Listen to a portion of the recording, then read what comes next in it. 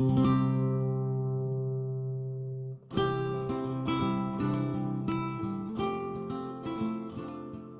we want to get into a little bit today is the very principle of experience. There's a statement that says this: an hour's worth of discussion with a wise man is worth a month's study in books. Do you think that's a true statement? Would you rather talk with somebody who really knows, has been through an experience, and can explain things to you, or read some book? Now, you can get a lot by reading books, but sometimes when you can sit down and actually ask questions and have interplay, you can get a grasp of the experience that the person has. The person can tune into what you need to learn, tell you what you need to know. It's a little bit like learning a new computer program. Have you ever tried to learn it just by studying the manual? You can do it, but it takes a lot of work, doesn't it? But if you got somebody there that knows the program, often you can learn in 5 minutes if you just have somebody, well, you do this. To do this, you do ABC. Wow, I read the whole manual and didn't get that. And so a little bit of experience goes a long way.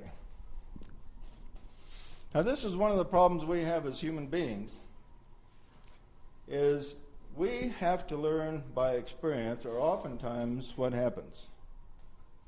We don't learn at all. Like, I remember my mom told me not to touch the stove when it is red.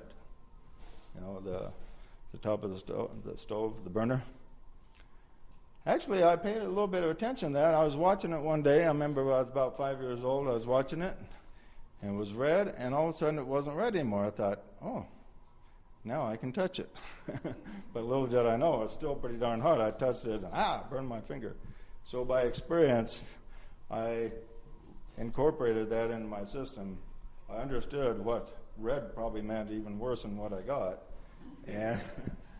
And by the experience, I never touched a hot stove like that again, in that manner anyway. When you're training a kid, for instance, you'll tell them not to do something, and they'll go ahead and do it. They live through the experience, they regret it. Then after they've suffered a little pain, then they finally learn. And the parent says, well, I've taught you this all along. How come you just didn't listen to me? If you just would have listened to me, you could have saved yourself all of this pain. So experience is a great teacher. They say that's one of the reasons we had to come down to this mortal sphere, is to experience good and evil, joy and pain, joy and sorrow, and so on, by experiencing the dualities, by really going through them. It's a lot different than maybe sitting back in some static state and talking about the theory of dualities. Here we're experiencing the dualities. And by going through the experience, it produces an enrichment. It is said that when the soul gathers back to its source, he gathers back the fruit of experience. Think of that statement, the fruit of experience. In other words, experience produces a fruit that we take with us to the eternal worlds, and it produces a livingness and a joy and an enrichment that we will have in our possession always. It's a fruit, so to speak, that we take with us, that we can then partake of and relive if we want to, and enjoy it again and again. This is why it's so important to live our lives so the end of our experience is good, is joyous. If the end of our experience is a negative situation, then the fruit that we have will take with us won't be good fruit, and our memories are a reflection on the incident.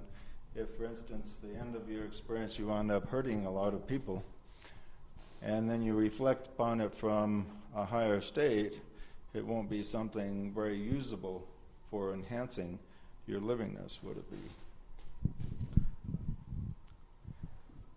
Now, people often ask, and this is often the question that is called the ultimate question, is why we are here, or why God made anything to begin with.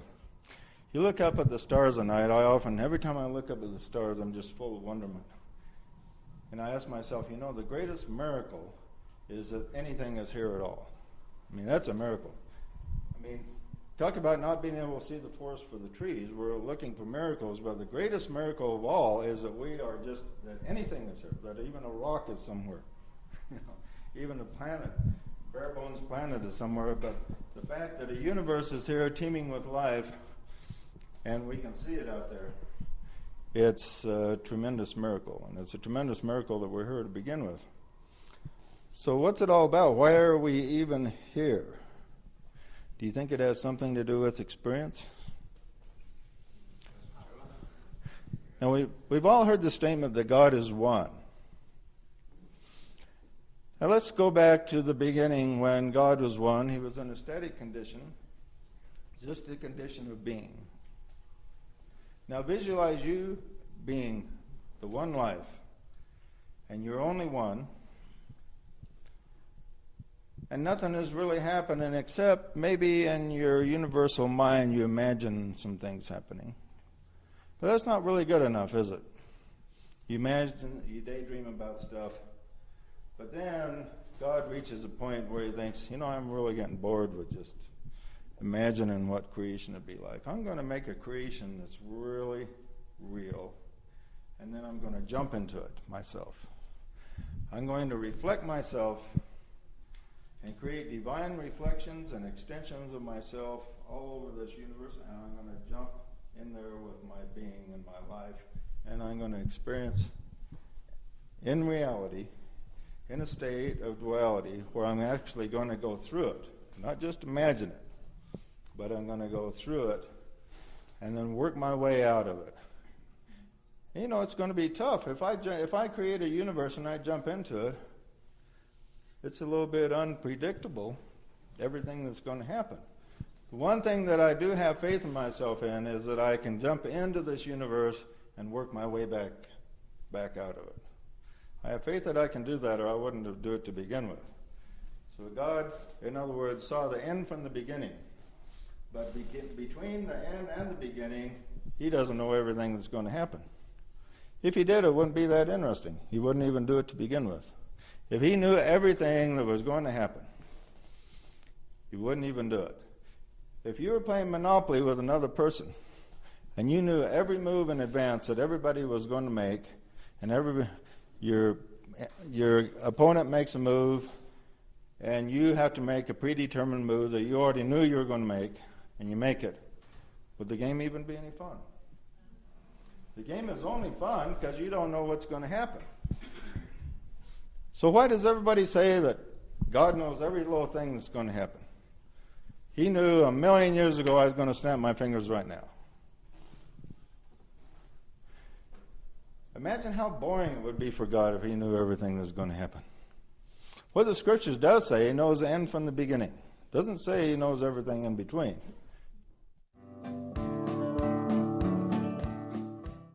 Suppose that you're a God, and you're progressing from one level to another.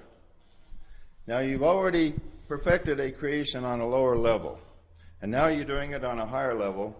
Is all you want to do is do the exactly same thing over again? Or would you want to add maybe a little extra complexities in there? It's like when these kids play video games. They master the first level, then they go on the second level. The second level actually corresponds to the first level, but then as they're playing the second level, some extra bad guys are thrown in or something like that, and it's harder. They think, oh, this is harder, and it takes a while longer, but they like that. They don't want the first level repeated. Then they go to the second level, the third level, fourth level, and each level of these video games that they go on, it gets tougher.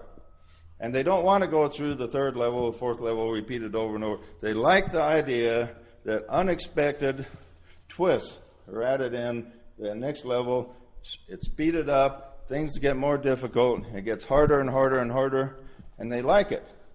And if it didn't get harder and harder and harder, what would happen to the video game industry? Yeah, the kids would quit playing. They like the idea it gets harder and harder and harder.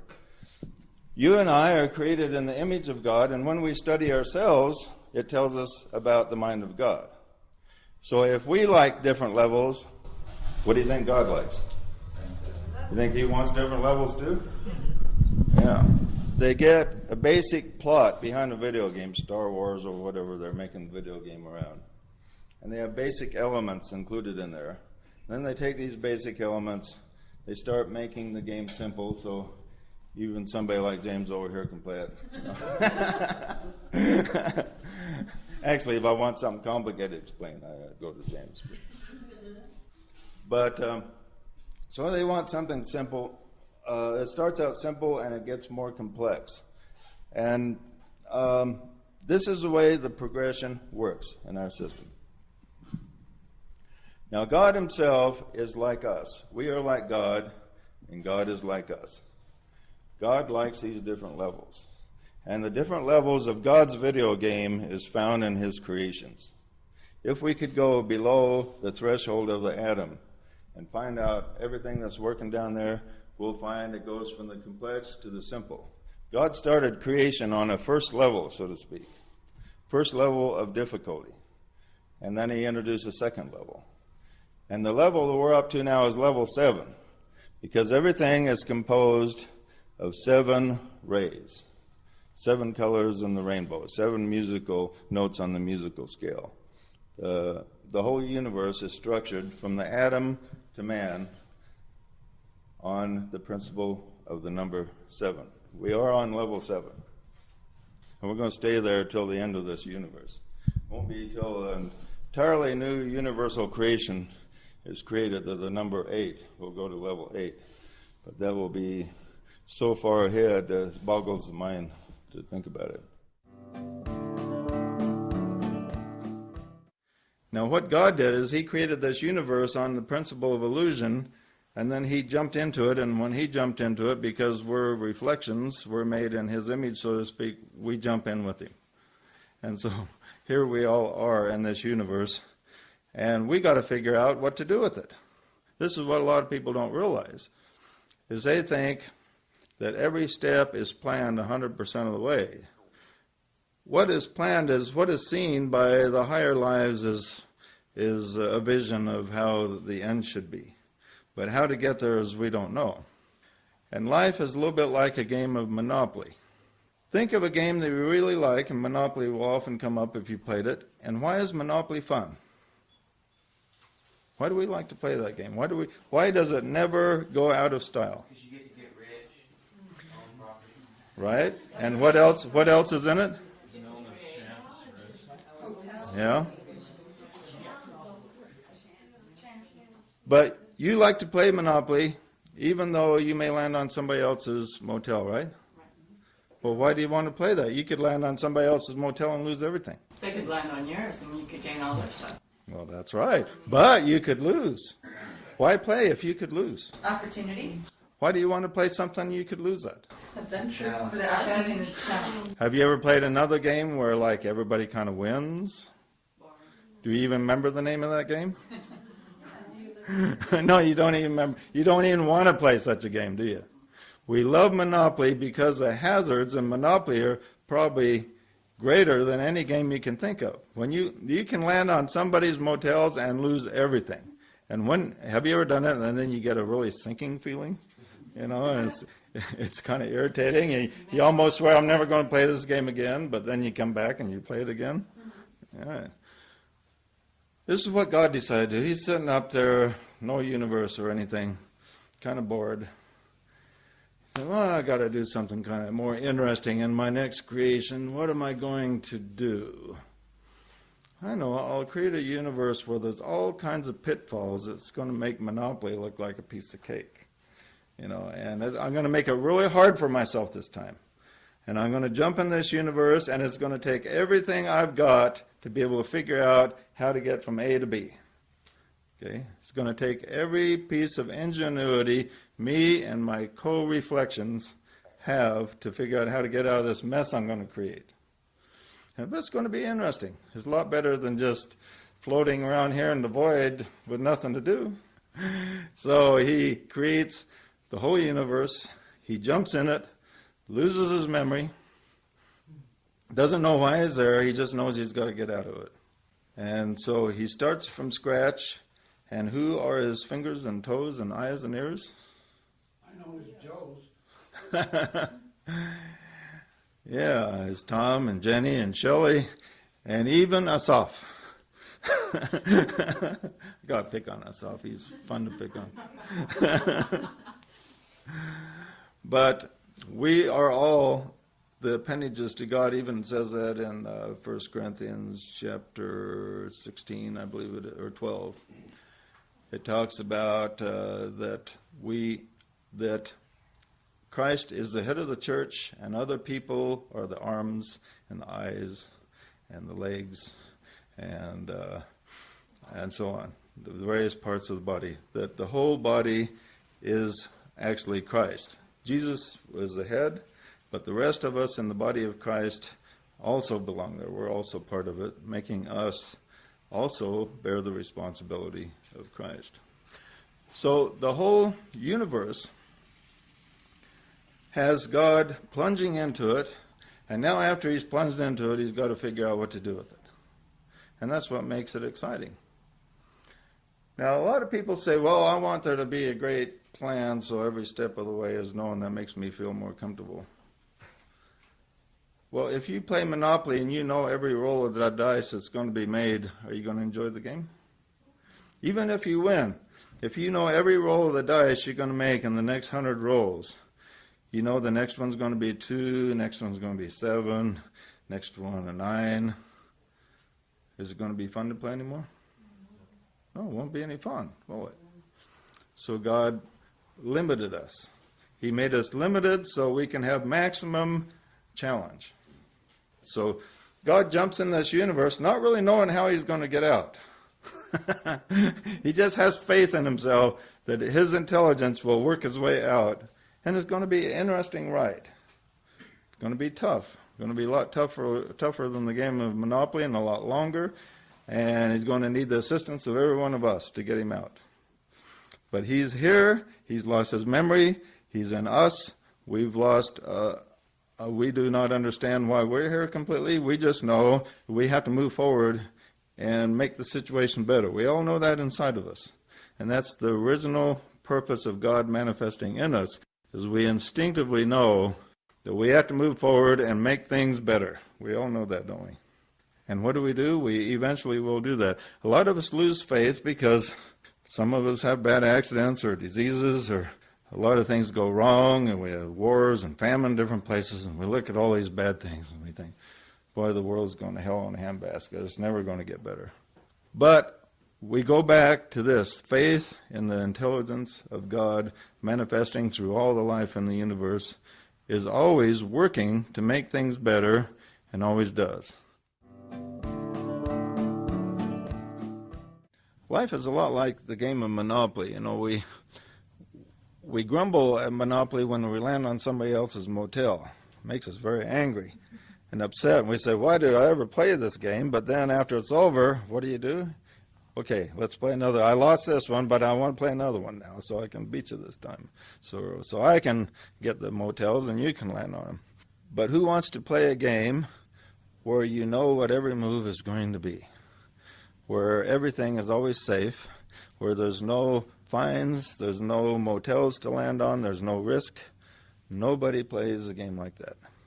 No game like that sells. All the games that sell are games with high risk and high reward. And we're in a situation now, we've created this game of life, and we are participants in creating this world. And many of us ask, well, why is there suffering? I mean, why could we have a car accident and ruin our lives, or bad marriage, or why does God allow all this stuff? Well, it's not God that allowed us. We're participants in it. And we put together this game just like we voluntarily buy the game of Monopoly, yet it's one of the most risky games you could buy, yet it's one of the best sellers since I can remember. People just love this game because of the high risk.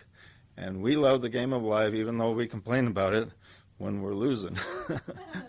When we're winning, we're on top of the world, and we think, well, life is good. Life is worth it. In the end, of course, we all master it, and we all wind up winning.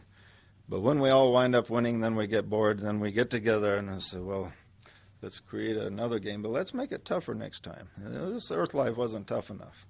We mastered it a little bit too easy, so we'll make it really hard next time. Meanwhile, this is hard enough for me right now. So I found this with everybody I've come to know well, that just about everybody has everything that they can handle, and they don't really want any more. Almost all of us have all the difficulties that we could ask for, and so we have plenty to keep us busy and occupied. But when those difficulties are overcome, then it's kind of a thrill. The life of God through us and through His universe is to always be doing new things. This universe that we're in now, there's never been a universe like it in the history of eternity. This is a universe unlike any universe that has ever existed, and there's probably been billions of them in existence in the past. But this is totally different. Why is it different? It's new because the life of God wants new challenges. That's what gives us joy, is mastering, having challenges, and mastering. So visualize God when He created this universe, and He thought, well, the last universe I mastered, it was tough, but it was kind of fun. In the end, I didn't think I was going to get out of that one because it was a really tough one. But now I've mastered it. I can't do the same thing over again. I'm going to create a more complex one.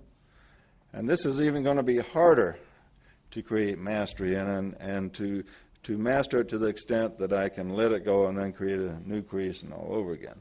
So each time God creates a new universe, He does it with additional complications to make it interesting.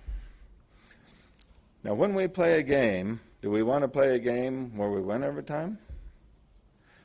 Monopoly is really a great game because it has tremendous pitfalls. You can lose everything in one move, and then another move you can gain everything. And it's really a good example of how life works. Life is like that. And so God has created this universe, and you are a part of the creation. Your job is to come down and enliven the spark of God within you and master everything within your sphere. And what you are doing is different than any other being in the entire universe. You're unique. Your problems are unique to you. Even though Dan has had some of the same problems you've had, your problems are unique. And as each one of us look over our lives, we can all see that. Nobody's lived a life exactly like I've lived, thank God. And nobody has lived life exactly the way Susan has lived. And we all have our complications, and it's our job to solve them, and solving them is what makes life interesting. We don't want to play a game unless there's attention. It's like the greatest game the Boise State Broncos played was the Fiesta Bowl. How many saw the Fiesta Bowl? Oh, you saw it, Larry? That's a pretty good game, wasn't it? I mean, there we were trouncing Oklahoma. Everybody, we were the underdog. We'd never played a team of this stature before. And there we were on national TV, and we were ahead by several touchdowns, and then we had a fluke happen, and we lost some points. And then at the end, with 20 seconds left, they scored a touchdown and got ahead. Well, with 20 seconds left, we scored a touchdown again, and then we went to the playoffs. We were tied up, went to the playoffs, and they scored the first overtime point. And so we decided to go for the three-pointer, and by a hook and lateral play and a very inventive play, we pulled it off. We took a tremendous risk and pulled it off, and I'll tell you, Boise has never been so thrilled. I mean, the whole city was celebrating. I mean, you should have lived there, you guys. I mean, those guys come home, they were like the biggest heroes you'd ever seen. I mean, we beat Oklahoma. We not only beat them, but we beat them in the last 20 seconds. That's what made it. But that point of tension caused everybody, I tell you, everybody in Boise felt good about themselves for a month or two after that game. I mean, it didn't matter what was going on in their life. You meet somebody in the grocery store, oh, did you see that game, I mean, everybody was excited. Even people who didn't like football was excited. But It was a great game because it was tough. It was really hard. Like John Kennedy says, we're going to the moon, not because it's easy, but because it is hard. You don't hear politicians make that statement anymore. Well, we're going to do this not because it's easy, but because it's hard. If Bush were to say that now, people would look at him. Yeah, that Bush is as stupid as I thought he was. But Kennedy said it. He said it in the right way that really got to us. We're going to the moon not because it's easy, but because it's hard. And when we lit on the moon, we were celebrating. You know, it was like Boise winning that Fiesta Bowl. It was a great feeling. The solar plexus is not logical. The solar plexus takes everything and turns it upside down. It can take reasoning. You can say black is black, and the solar plexus interprets that black as white. And so it reverses everything. And the reason it reverses everything is the purpose of the solar plexus in the astral world is to lead us into experience. If you think about it, you will not go into experience. I remember the first time I dived off a diving board, it was the scariest thing I'd ever done. And I kept thinking about it. Well, what if, and my mind about drove me crazy. I finally just had to shut off my mind and dive, because my mind was creating fears in me. And I'm a terrible swimmer to begin with, so that made it even worse. So just diving off that diving board was probably one of the most terrifying things I've ever done. But anyway, the point is, if you stop and think about something, it can bring tremendous fears to your mind. And if we didn't have the emotional body to pull us into experience, we would just play it safe, because we would think, man, if I go in this experience, I could have a big problem. If I married this person, there's a million things that could go wrong. I mean, look at him. He doesn't shave very good, or he doesn't clean his fingernails, or whatever. He smells. Whatever. Quit telling my life. I should not marry him. But on the emotional level, when the emotions come in play and we're polarized with emotions, we just go into experience. We go where angels fear to tread. It doesn't really matter what the danger is if we feel that we're going to get a high from it, if we're going to get 15 minutes of fame, 15 minutes of gratification, we plunge into it fearlessly. We're not afraid. What's that? Especially when you're young. Yeah, especially when you're young. When you get older, the mind kind of starts to take over a little bit, because you've had so many learning experiences and painful experiences. When you get older, you do tend to shift up to the mind a little bit, think, well. So anyway, the important point to remember is that's a really interesting principle, the law of correspondences, and how much we can learn from it. And just by looking at the night sky even, the correspondence there is fantastic.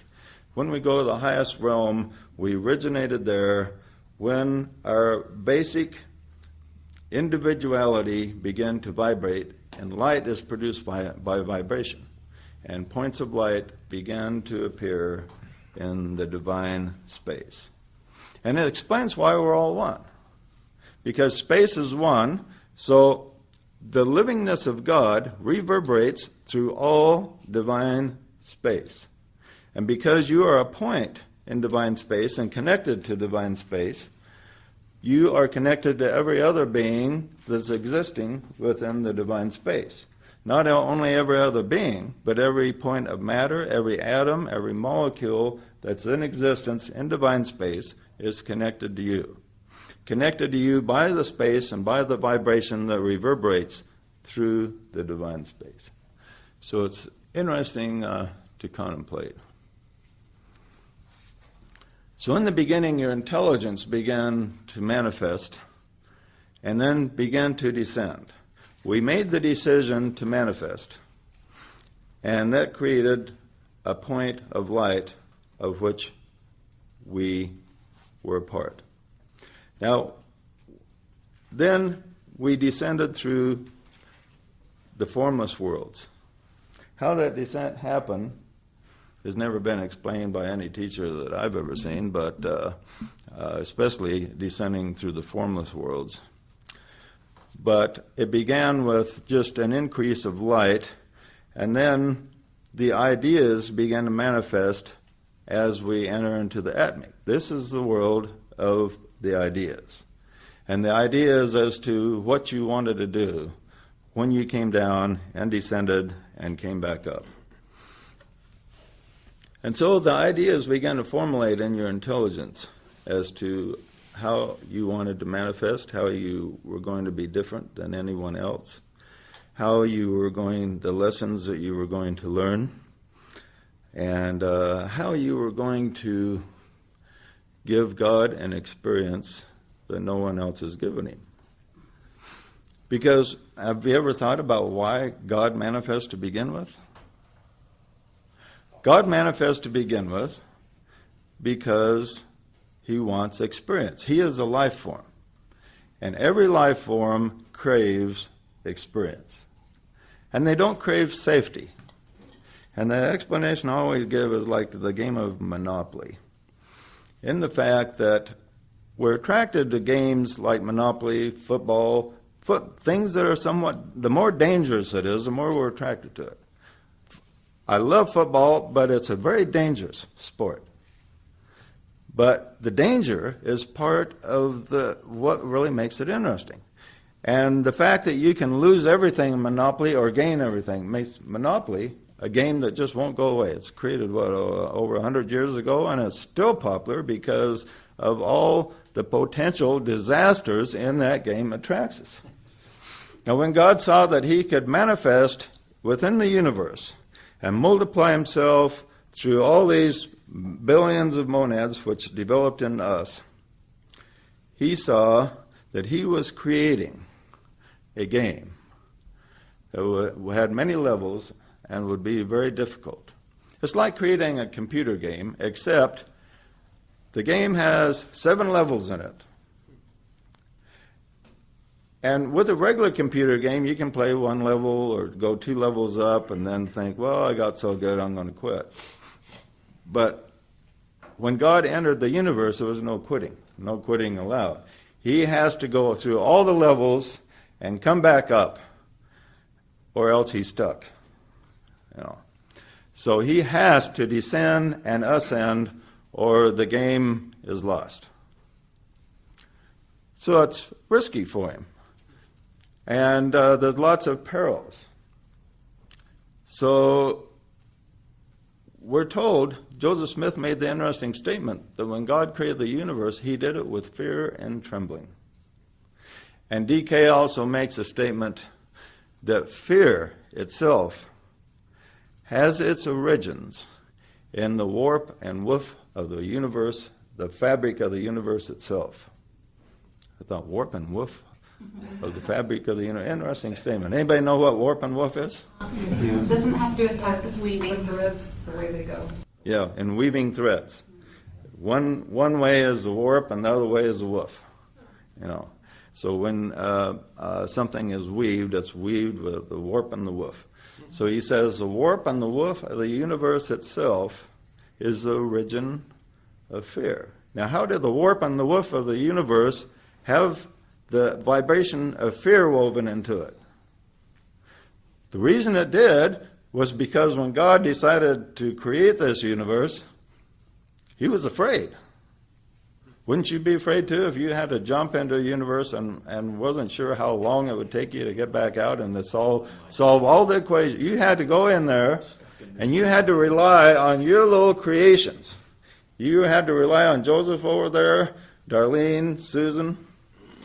He's having to rely on us ne'er-do-wells to get him out of this situation. Here's begs the question: does everyone have to get there, or just can one beat the game and get us all there? Yeah, all of us. Actually, I don't want to be finishing it too soon. I want to know where the cheat codes are for this. That's why you're here. Being stuck in World of Warcraft and not be able to get out. So you visualize yourself as God, because in the beginning, we were all there with him. In the mind of God, in the beginning, we were all there. We were all one life, and we were part of the whole thing. So visualize us one as God is. God, we are all one in a way that is hard to fathom. Because in the beginning, before there was any points of light, we were all interwoven in the warp and woof of space itself before we manifest as points of light or monads. So we were all there in the mind of God, and we shared that fear. So visualize yourself there with God in the beginning, bored as the dickens because there's nothing to do. Okay. I got to create something exciting. I've created a lot of universes in the past, and some of them I barely got out of with the skin of my teeth. But I'm going to really create a difficult one this time. I'm going to create one that's going to take everything I've got to solve all the problems it's going to manifest. It's going to be fun. It's going to be exciting. But what if I get trapped in, what if there's things that I haven't even planned on? What if things surfaced? What if it's harder than I thought? Because I'm creating some new things in this, new obstacles. You know, think of a guy creating one of these computer games. He thinks, well, I've got to create this villain here, and I've got to create this problem over here, and then I can't have it too easy on the good guys here. The good guys, you know, they'll be going along and they'll think that everything's cool, and all of a sudden there's going to be a big tragedy here. So he's the guy that writes these computer programs. See, he's thinking more about what can go wrong than what will go right. And why? To make the game interesting. And what does Murphy's Law says? Anything that can go wrong will. Anything that can go wrong will. And isn't that what happens in a computer game? Everything that can go wrong does go wrong, and there's really only one way to solve almost every problem that occurs in these games, and they're produced that way to make it interesting. So you're saying we're all gluttons for punishment, basically, huh? Yeah. Well, I can't understand it. If he barely got out of other universes by the skin of his teeth, why would he want to make it harder? Well, that's exactly what. Well, that's what you do in a computer game. You master one computer game, so now you got it down, so you can do all the levels. You got it down, it's easy. Do you continue to play them? Yes. Well, not forever, but you say, I want a bigger challenge next time. I had a profound experience in which basically, I had that sense of being home for a moment. And I remember thinking, like, we're not in such a hurry to get back, actually. God is not in a hurry to get back to us. Yeah. You know, that's what we're all, like, searching for. But when you kind of get there, you go, oh, no, we want to be back here, you know, trying to get back there. Well, it's like in church, they used to preach, oh man, it's so great when Jesus shows up, and after church us guys used to gather around and we used to say, boy, I hope Jesus doesn't come soon, because there's a bunch of stuff I want to do. It was like if Jesus showed up, all of a sudden the fun wouldn't be there. It's going to Ruin party. Wouldn't be able to party, we just go sit around and sing hymns or something, you know. So all of us teenagers, we used to say, man, I hope he doesn't come anytime soon. Oh, Dad's home. Hide the beer. What else has God got to do if he doesn't do this, and he has all of time or whatever to do it, so he has to do something. And if he didn't split himself into parts, who would he have to talk to? Yeah, right. I mean, if oneness is nice when you're just resting, contemplating. And that's what God does between creations. He contemplates, and we all gather in oneness in the mind of God, contemplating everything that has gone on in the universe past. And we contemplate that game, well, how interesting it was. We think of everything that happened, and then we start thinking of, well, on the new game, what can we do to make it more interesting? And we might have been too clever in that, because we made this life pretty tough, didn't we? So, yeah, Blaine. Well, according to the law of correspondences, then, like if our body is sort of a microcosm of God's body, then there must be other gods creating space or creating points of light in their space. So maybe they interact with each other and say, "Hey, my game's better than your game. Check this out." Yeah, quite possible.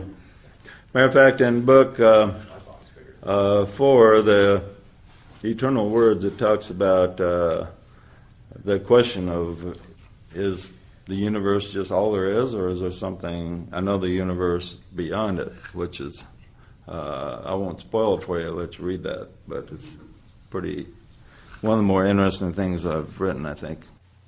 JJ, does that also suggest that in the process of creating the universe that there is a boundary line of what you don't know? Like if we were creating a game, it would be this area where we would create the limits of the game, but we wouldn't go beyond it because we don't know. So, Well, yeah, I mean, it's probably on something like this. Well, if I create the game and remember all the rules and, all the things I put in, all the obstacles, that would make it too easy. So I'll just make it so I'll forget all this. I'll forget how the game works.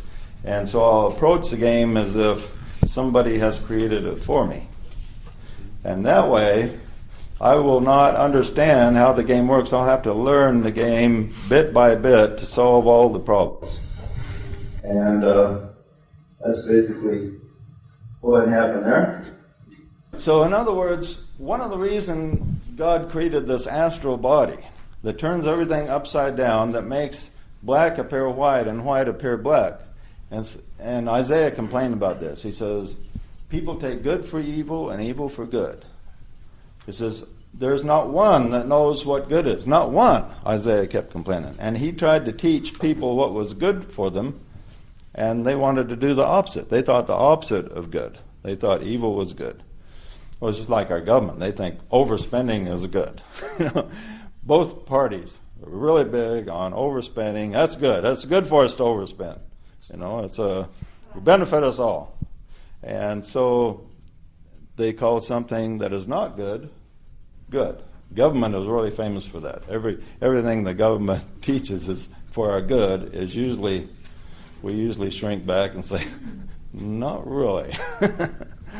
But same thing with the preachers. The preachers, one thing that bugged me when I was in the church was the greatest evil they could think of was taking a peek at Playboy magazine when I was a kid. That was like the most evil thing that anybody could do, and I thought, it may not be the highest level of reading, but I don't think it's evil. You really only do it for the articles, right? Yeah, I read them once in a while for the article. Yes. That fold-out article was really good.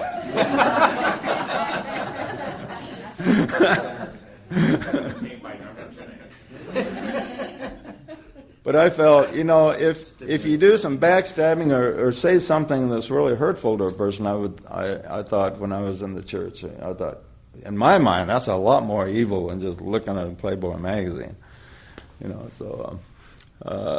People have really weird ideas of what is good and what is evil. And so the emotional body turns everything upside down. It turns everything upside down so our reasoning doesn't really work right. And this is the way God planned it for us, because this is part of the game. He says, in order to get people involved in this game, he says, now, for me, jumping into this game is tough.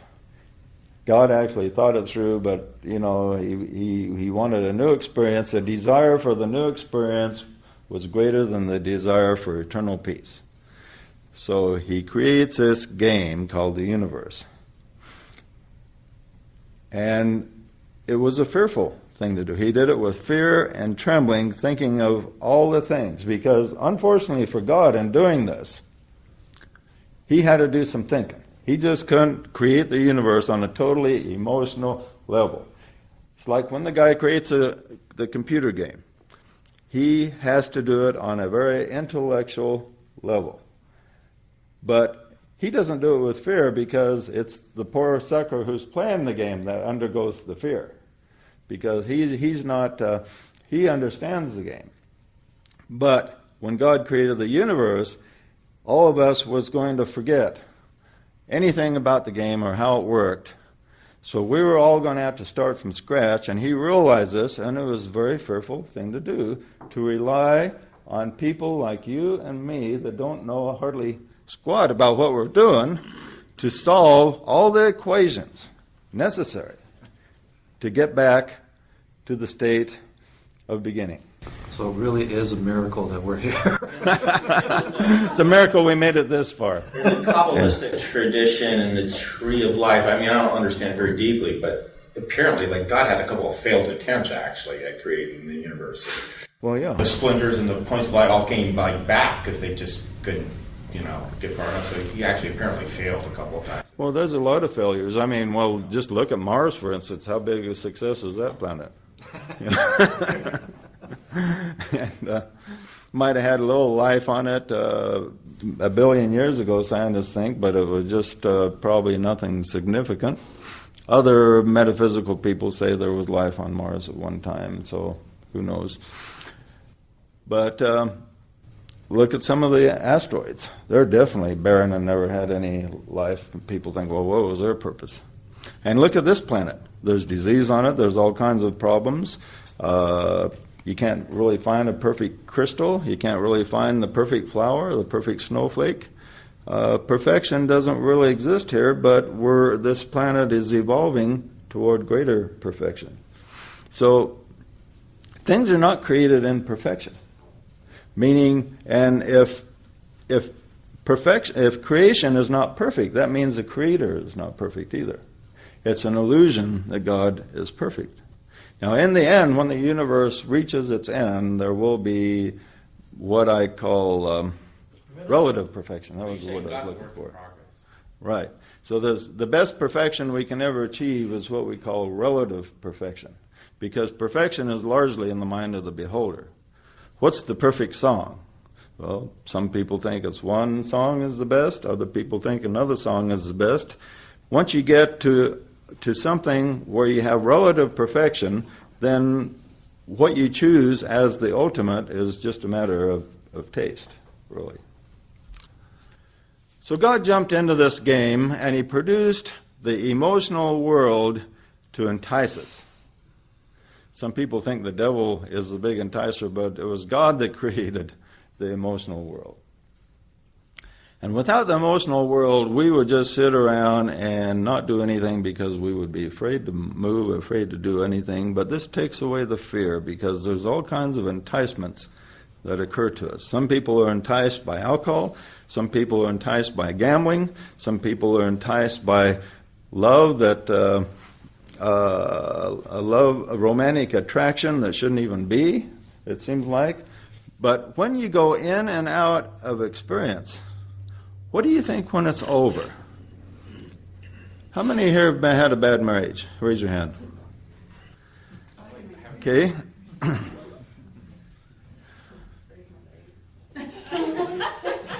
Lorraine. Yeah.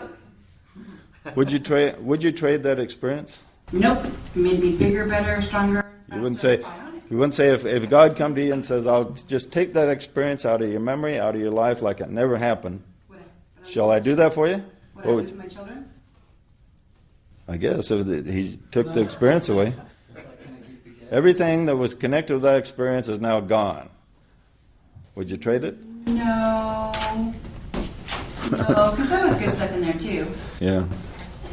When I think of the toughest things that happened in my life, I wouldn't trade them for anything. But then when I think that God doesn't mean I want more right now. Give me a little rest, please. It's funny how you think. You think, I wouldn't trade it for anything, but I don't want more. No more, please. Yeah. That reminds me. There's an old Star Trek episode where Picard is taken by the Q. I love some of those Q episodes. Yeah. Uh-huh. And he's taken back, and all the bad things in his life, or the things that he thought were mistakes, get taken away from him, and he lives he kind of relives his life without all the mistakes, and Yeah. he realizes it's really boring, and Yeah. and that it made him. You know, he said it unraveled the fabric of his life by taking those experiences out. Tapestry. Or the tapestry, yeah. I thought that was Yeah, really good. there's some interesting ones like that. Yeah. Well, since we're pawns in this universal game that God has created, how do you think he thinks we're doing? Well, you are part of his mind. How do you do it? He doesn't know. He forgot. He's a pawn in his own game. He lost the cheat sheet. Well, yeah, but a pawn can become any, any pawn or the player. ultimately it can become any piece on the board if it gets. Now, fortunately, there's all kinds of levels of progression. There are beings that are not the one God, but are great entities that have progressed far beyond us, that have gone up to, let's say there's 7 levels in the game. There are entities that have gone up to maybe the 6th level or so. And we're at level maybe 2, let's say. So they can give us clues. If we get stuck, well, the guys that have solved it, they can give us some hints as to what we need to do to solve the equations on our part. Change is often criticized by people because they think, well, we don't want change. We want to go after the ultimate perfection and be saved and live forever with God and Jesus, and we're going to be, or Mohammed or whatever, and we're going to be in a state of bliss forever and ever and ever. But why do you suppose God created the world to begin with? Let's suppose that you were God, and you were up there and floating around, and there were just you. Okay, well, you think, well, this is kind of nice and peaceful, nobody giving me a hard time about anything. But he has one problem, and what's that problem? He's just bored to death. So he decides, I'm going to create change, because change would be interesting. So God decides to create change to eliminate the problem of boredom. Because one of the biggest problems that we have in life is being bored. I remember the biggest problem I had as a teenager was boredom, and got me into quite a bit of trouble, the things I did to cure the boredom problem. But we used to pull pranks and different things like that when I was a kid. But it's interesting how a lot of people think the ideal is to be in some state of bliss where there is no change. But once a goal is reached, do we want to just stay on a plateau? No, you want to maybe rest a while, and the rest is nice, but after you rest and in a state where there's no change, then you get bored, and then you decide you want change. So God decided to create this world, or this universe, and he thought, well, and put yourself in the state of God, because it says that man is created in the image of God. So if we want to understand God, look at how we would do things. Or if we want to understand us, look at how God does things. So God and man are really one. Jesus says, I and my Father are one, and I want you, my disciples, to be one as me and my Father are one. So since we're in the image of God, we should be one with God. If we're one with God, then we can really understand the mind of God. So put ourselves in the situation of being the creator. What do we want to do? We want to create a universe that's fascinating, that's a challenge. When a human being creates a great game, does he want to create one that he can win every time? That's easy? Does he want to create football so everybody always wins? There's never an accident. There's never a problem. There's never a penalty. There's touchdowns all over the place on both sides, and both sides have an equal score. Do we design it that way? No, we designed football so, man, it's a tough game. You have to really be tough to be able to play it, and there's a danger of getting hurt. There's even a danger of getting killed or injured for life. There's all kinds of problems with football, but when you're out there playing, it's fun as the dickens, and when you're watching, it's also fun to watch. People get so excited about it, they almost go crazy over it. And same thing with a game like Monopoly or chess. You play chess and you think you're winning, and then all of a sudden you lose your queen, and you thought, oh man. And then you get checkmate. But what do you do after the game's over and you lose and you're just upset and you feel like pounding on the wall? What do? You say, I want to play another game. I used to talk to my mom about reincarnation. She says, no, I don't even want to believe in reincarnation. This life is enough. After this life is over, I've had a hard life. When my life is over, I just want to relax. I say, well, after you've relaxed maybe 100 years, you want another challenge, believe me. And that's true. When you play a game that's hard, you may play a game that's hard. You may have played Monopoly. You may have been on top of the world, and then you lit on the wrong squares and lost all your money. And then you get together with your friends the next week, and what do you want to play? You want to play it again. You want to get revenge. So, so you want to play it all over again. And this is the way it is. The type of games we humans design are hard to win games, aren't they?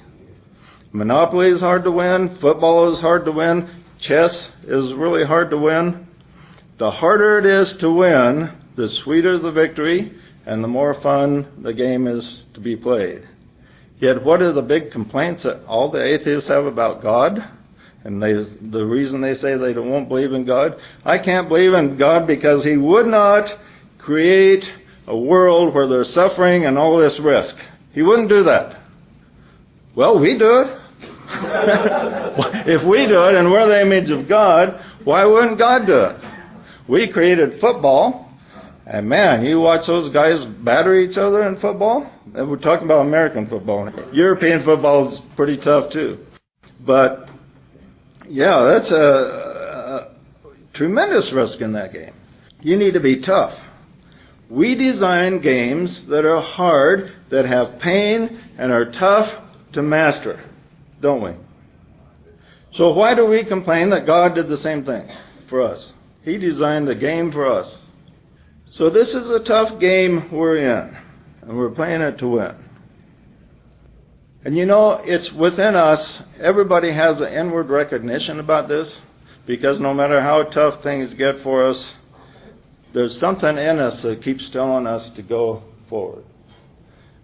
Every once in a while, somebody just gives up and commits suicide, but even the people that try to commit suicide, once they recover and get in their right mind, they're ready to go again. So it's interesting that people do their best to win. They have that instinct within them to win a game, to win the game of life. It's just an instinct. And most people are pretty optimistic about it. Just like when you're playing a game, a sports game, and you're behind, you won't ever admit that you're going to lose, even though statistically you're probably going to lose. You won't admit it. You say, well, I'm going to come back.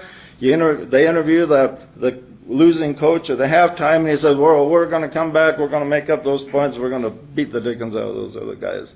In other words, they have this optimism that keeps the game interesting. They don't give up. They continue on. And in the game of life, we need to play it like a football game or something like this.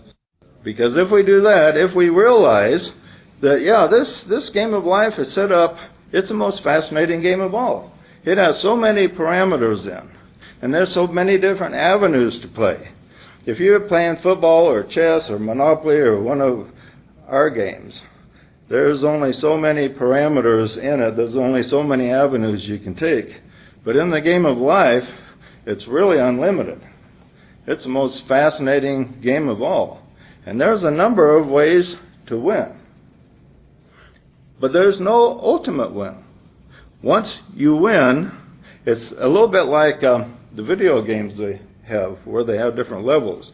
You go to level 1, level 2, level 3.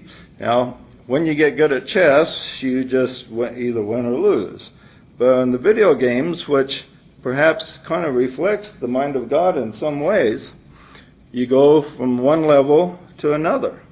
And this is the way we do with playing the game of life as long as we're in this universe. Is we win, we master a certain level, and then we go on to a higher level, and we got new things to conquer.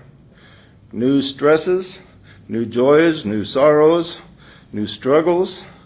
But in between one level or to another, there's a period of rest.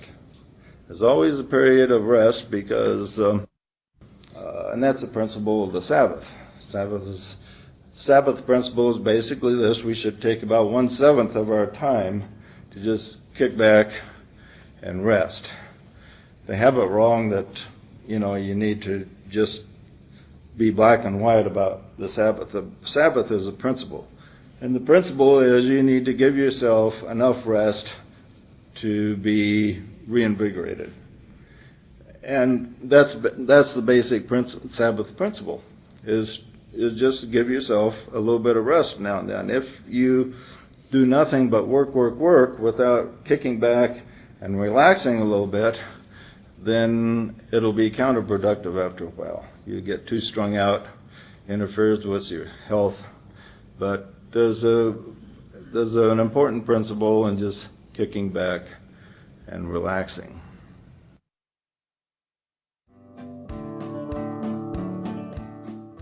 Now, we were talking about the challenges that God makes. He makes this game real hard. Well, once we get down to the physical, it gets really tough. It gets really tough to make change, to make improvements, or to get what you want. This is where the real challenge is. In the higher worlds, it's not so great of a challenge, but it's like we're like diving down 7 miles below the ocean, where it's really dark and it's really hard to navigate, and it takes a lot of energy to get anything done. And so here it's like we're trying to move in honey compared to the higher worlds.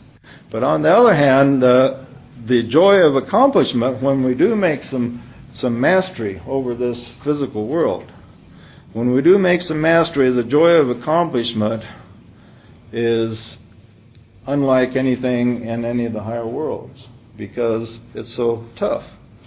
Just like winning a football game against a really good team is just thrilling. That's kind of what life is about, is those moments. They don't come very often, but when they come, you never forget them. Even though you may lose for a long time to come, you'll savor that moment that you really won the big one. And this is the way we do with our life. We will have certain moments where we will win in life, and those are worth all the losses. Forget about grumbling that God's mean because He makes us suffer pain. It's the only way. It's the only way to produce a situation where we can have the joy, the greatest possible joy available. Because, who wants to just go float in the void and have nothing happen except be in some type of bliss of some kind, that once you adjust to the bliss, and it's really not bliss anymore. Do you ever notice that? Even after you fall in love with the greatest person you ever met in your life, after a few months it feels normal. And you have to do something to kind of stimulate that a little bit again. Even if you were like one with God and back there with Him again, it would be normal after a while. We have to go beyond normal, explore, and take some risk, put on these suits of armor, descend down 7 levels until we get to the physical, until we get to the hardest possible game that we can imagine. And we as co-creators with God help put everything together so we can blame ourselves as well as God. we came here voluntarily. Why do you think whenever there's a baby born, there's some spirit eager to jump into that body? You know, you think it's because somebody forces him to come? No, he's been maybe out of incarnation for 100 years. He says, man, even though it's difficult, I want to go down. You know, I want some excitement. I want some change. I want a challenge. We all want a challenge, so whenever there's a healthy baby born, or even an unhealthy one, there's some entity willing to volunteer to come and enter that body and go through that experience. When there is creation, the very power of God begins to vibrate, and then all the worlds begin to manifest. And out in these worlds, all the life forms go through all kinds of experiences. And all of us are connected to the God energy. And the purpose of being connected to that God energy is to share the life of God. And God shares his life with us. What does he do it for? He does it because you are all having a unique experience all of your own. Catherine, have you ever felt like no one else in the whole universe has lived the same type of life with the same type of problems that you have? Right. So you are a unique individual, and everyone is here, and that's why there is as many of us as there are, because it takes this many life forms in the universe, however many there are, to have every experience that God could possibly have. And his consciousness is in each one of us sharing that experience. This is the need of every life that there is to have experience. Even when you dream, even when you're asleep, you're having an experience in your dreams. And they've done experiments to try and keep people from dreaming, because when you dream, your eyeballs move around like you're watching a movie screen. Okay? They've done experiments that whenever the guy starts dreaming, they make his eyeballs quit moving. Okay? This stops him from dreaming. You know what happens? He starts going crazy. He starts seeing things while he's awake, because the soul must experience. If you stop a life form from experiencing, you're interfering with the purpose of God, because he created us to experience through us. Isn't that a beautiful principle? But what do most of the philosophies of the world teach? They teach is, thou shalt not experience. Stand still and remain completely innocent. That is actually anti-God doctrine, because the purpose of even the highest life in the universe, who we call God, is to have experience. What do you think he created everything for? Just to watch it?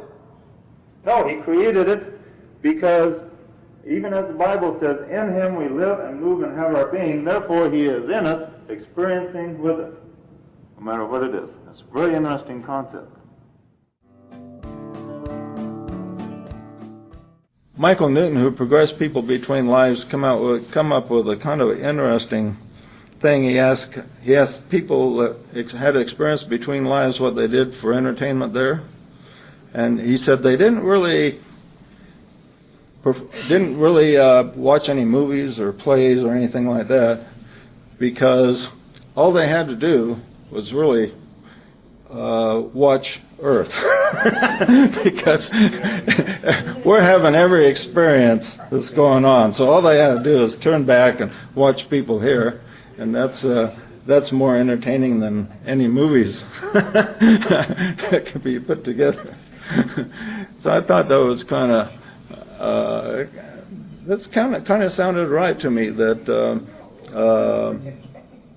And plus, like I said, I had a personal experience that led me to that belief that oftentimes when we are going through an experience that is equal to anything on a soap opera, there's quite a few people watching us from the other side thinking, well, I wonder how this guy's going to perform this situation. This is interesting.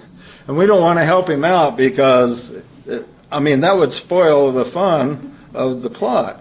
Imagine you're watching a movie like Matrix or something like that. You're really involved in it, and you had power to enter the movie and help the guy, okay? Help the guy kill the bad guy or whatever. That would ruin the movie. You know, it would make the movie uninteresting. So they're over there watching us, and we make sometimes a very interesting movie. And think of your life. There's parts of everybody's life here that would make an interesting movie if we knew all the details. Now, we don't know all the details going on in everybody's life, but old Larry Woods has some fun things happen to him that would be a good movie. Joseph over here, my son, I know he's probably entertaining people on the other side watching everything he's doing. But anyway, we are really interesting performers. And who was it that said, was it Shakespeare, that we're like actors in a play and one man in his time performs many parts. But we are entertainers for these people in a great degree, and they don't want to help us out too much because that spoils the play.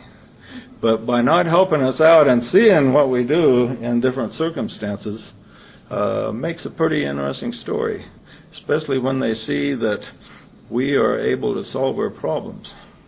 When I studied writing, they say that the basic plot for a successful story is this. First of all, you have the hero.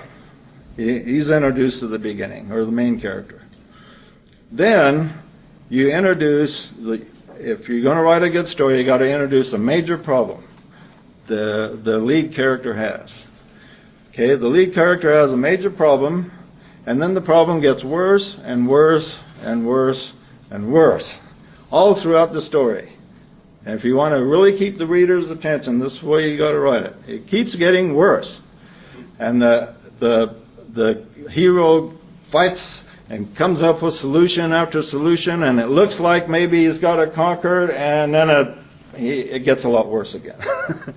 And then right near the end of the story, it gets so bad that it looks like our hero is doomed. Maybe he's chained up with and in a cage and has dynamite or nuclear bomb ready to explode in 3 minutes. And boy, you're watching and you think, there's no way he's going to get out of this. And then, to have a successful ending, here's what is required. And a lot of writers ignore this. But to create a successful ending for a story, the hero, by his own ingenuity, without a bunch of help from the outside, but by his own intelligence and genius, figures out how to solve the problem, and whammo, at the end, all the bad guys are vanquished, and the problem is solved. And the teaching, now this was back in the 60s when I studied this, so I don't know how well they don't always follow that now as good as they used to. But at the end, the hero solves the problem, we have a happy ending. And this is the most successful plot mechanism ever. So we are like in a play, in a way, and we are players in this great play, and there are people watching us from the other side. High entities, lower entities, masters, our higher self, they're not super involved with us. Some of us do go through boring places in our lives, and maybe some of us have boring lives. But overall, there's a lot of interesting things happening among humanity to catch attention.